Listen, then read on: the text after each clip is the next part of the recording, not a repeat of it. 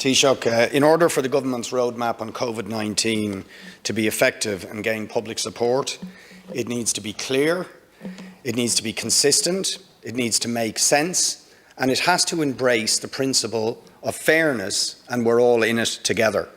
To date, the government's measures and proposals have failed on those counts, and the signs are that today's announcements from the government are failing in that regard. And I want to focus on one key aspect of that, and that is the fairness principle and the principle that we're all in it together. Because you see, if we don't take all of our society with us, and particularly those who are impacted by measures and health restrictions, the whole thing will unravel. And one of the groups that have been affected, that I have raised with you repeatedly, came out in a socially distant, massed protest in their individual cars in record numbers today, the taxi drivers. Their protest reached from Ballyfermot to Merrion Square, the biggest taxi protest ever. And for them, although they make their livelihood on the road, or used to, there is no roadmap. There is no respect. There is no fairness. You're ignoring them. Their incomes and their livelihoods have been decimated. And they've accepted that the restrictions are impacting on their industry, but whereas others have got support in order to keep them in employment, to keep their incomes up, to keep them viable, the taxi drivers have got nothing.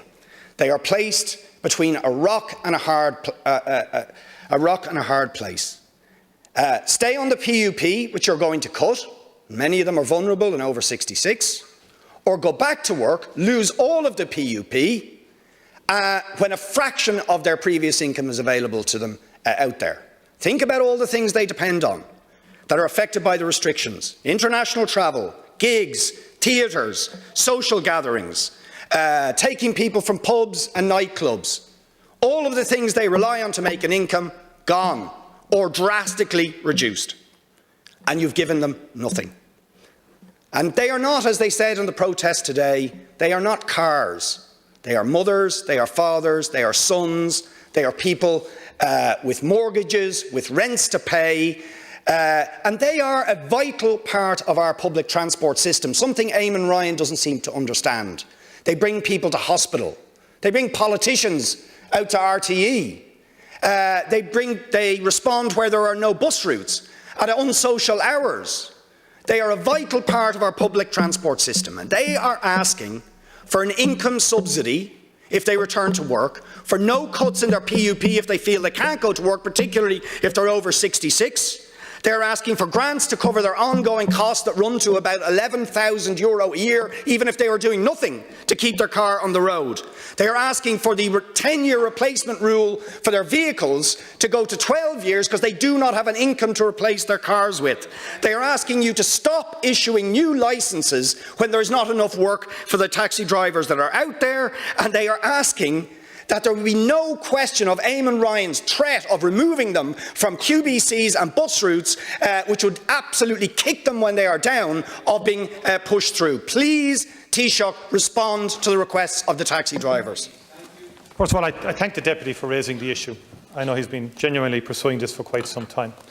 I spoke to Minister Eamon Ryan in relation to this. I fully take on board the necessity to do something for taxi drivers and also people in similar situations who may not have come under the ambit of the restart grants and the people who had a rates-based system where you could administer supports, as we did for many, many small enterprises and small businesses. And so therefore, government is looking at the idea in terms of how you combine the PUP payment, the pandemic unemployment payment, with some measures that would enable people in that situation. Others are in the arts area, where the level of activity is much lower than it would have been prior to COVID, and therefore that they could earn additional income without losing the base income. Okay? That's something that I've asked government to look at, and we're engaging. And Minister Eamon Ryan met with the taxi representative groups last week. By the way, he's clear of the view that they're not going to be stopped or banned from any QBCs or bus corridors.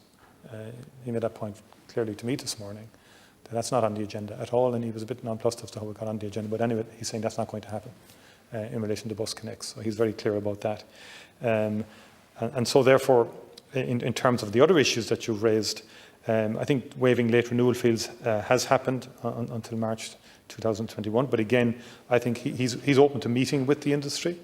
And I think the Minister for Social Protection, Taoiseach and others are genuinely interested in seeing what we can do to respond to a genuine situation. I'm not arguing with the nuts and bolts of what you've presented. There are still some sectors out there that, because of COVID and because of government mandate based on public health advice, have nowhere near the same volume of activities, business activity, that they once had, and their incomes have fallen dramatically as a result. And some people have a problem then if you leave the pandemic unemployment payment for one or two, work projects or whatever, that may not be sustainable for them in the medium term. I get that and I understand that, and there's a need to do something about it. I welcome the fact that the crazy suggestion, wherever it came from, and it did seem to come from Eamon Ryan, that they would be removed from the taxi drivers would be removed from the bus lanes, that's been withdrawn. But we need more than vague commitments. We need very specific commitments. The other subsidies go to industries that have lost 20 or 30% of turnover. Taxis are down 40 or 50%. The more of them that return to work, the more that will go down, particularly if there are more restrictions. So as long as COVID and restrictions are there, there is not a viable living for taxi drivers by about a margin of at least 50%. And they have ongoing costs of about €1,000 a month, which they can't cover. They are clocking up debts all over the last 6 months. Now, if other industries, rightly, got grants and got income subsidies, they should be extended. The taxi drivers, and indeed another group I've mentioned repeatedly who are also having a protest tomorrow, the music, live arts, entertainment sector. They need the same thing. So we need those commitments, and it is madness to continue to issue taxi licences at the moment when there's not nearly enough work out there for the 22,000 taxi drivers that already have licences. So please get a move on, Taoiseach. They need help, or their industry and their livelihoods will be utterly destroyed. They are desperate and they are appealing for urgent action. Yes, and indeed the Minister for Transport is willing and will be continuing his engagement with the taxi representatives on measures to ease the burden on them during what is a very difficult time for them. There have been issues, as I said to you before, in terms of how one administers this and protects all involved in terms of the allocation of that the money gets to those who really deserve it and need it the most, and so on, and verification and all of that. But that said, I think there is a need in terms of those particular sectors that you've identified who haven't really benefited from, to the same extent, restart grants or other interventions which had the merit of the local authorities being subject to commercial rates, which allowed for ease of administration and so on. Other sectors haven't had that benefit, and there's absolutely no doubt that if you look at hospitality, if you look at the whole area that's dependent on tourism and travel, that sector has been hit hardest. Obviously the pandemic unemployment payment has been a very significant intervention by the government. It's 3.3 billion. But it's been very significant, and it will continue. And we're opening up to new entrants now, again, till the end of the year, which I think does represent fairness and a good intervention by the state on behalf of the taxpayer.